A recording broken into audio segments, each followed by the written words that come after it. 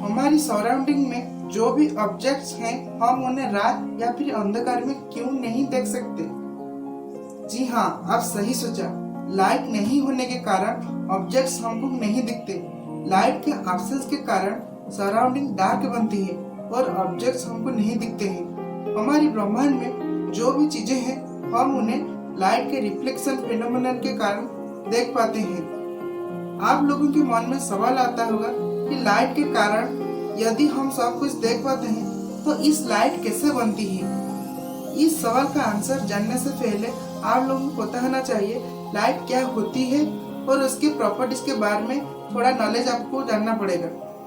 तो दोस्तों, मैं जयप्रकाश, आप देख रहे हैं learning facts about light by Cosmos the great achievement classes.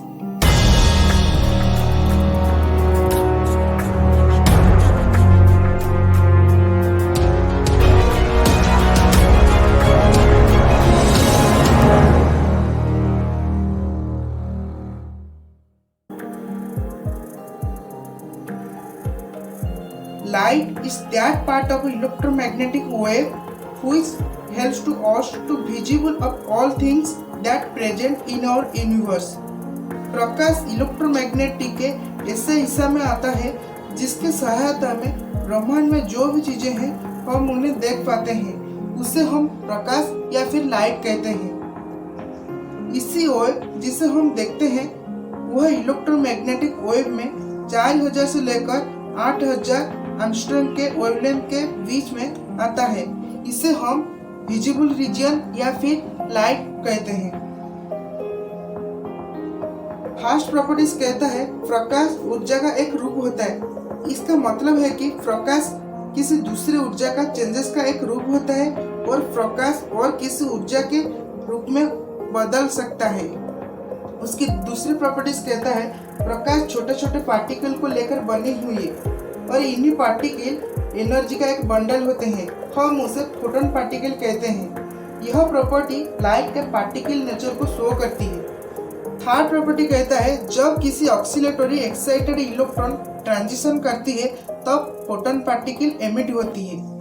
अब हम जानेंगे लाइट कैसे बनती है। दुनिया के सारी चीजें एटम से मिलकर बनी हुई है। इन एटम में है न्यूक्लियस और इलेक्ट्रॉन। इलेक्ट्रॉन हमेशा एक फिक्स इलेक्ट्रिकल पाथ में न्यूक्लियस के चारों तरफ रोटेट करती है। इन्हीं पाथ को एनर्जी लेवल, ऑर्बिट, सेल या फिर एनर्जी स्टेट कहते हैं। इलेक्ट्रॉन जब तक इन्हीं फिक्स एनर्जी लेवल में रहता है तब तक स्टेबल रहता है। न्यूक्लियस के नजदीक ऑर्बिट को ग्राउंड स्टेट एनर्जी लेवल कहा जाता है और वह मोस्ट एनर्जी लेवल स्टेट होता है। Energy of each electron depends करता है वो कौन सी एनर्जी लेवल में रहता है। एल्सो लाइट एनर्जी डिपेंड्स करता है इलेक्ट्रॉन कौन सी हायर एनर्जी लेवल से किस लोअर एनर्जी लेवल पर ट्रांजिशन करता है।